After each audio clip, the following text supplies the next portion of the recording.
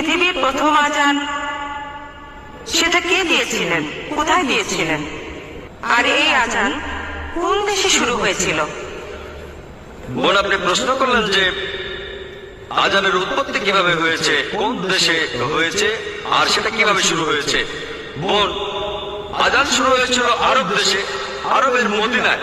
আর সহিহ হাদিসে উল্লেখ করা আছে যে মদিনায় মসজিদ তৈরি করার পর নবীজি এবং সাহাবারা সালাতের ব্যাপারে আলোচনা করছিলেন, কিভাবে মানুষকে আহ্বান করা হবে। কেউ কেউ বলল ড্রাম বাজাও, কেউ বা বললো শাক বাজাও, এক একজন এক এক কথা বললো। হাদিস বলছে তখন একজন লোক, সেই লোক তার স্বপ্নের মধ্যে আজান শুনলো। সে শুনলো আজানের আওয়াজ, যেটা আমি আগে বলেছিলাম মানুষের কণ্ঠে। খবরটা তখন নবীজির কাছে পৌঁছে গেল, আর নবীজি বললেন সে যে কথাগুলো শুনেছে সেগুলো শুনতে খুবই ভালো লাগছে, আর সালাতের জন্য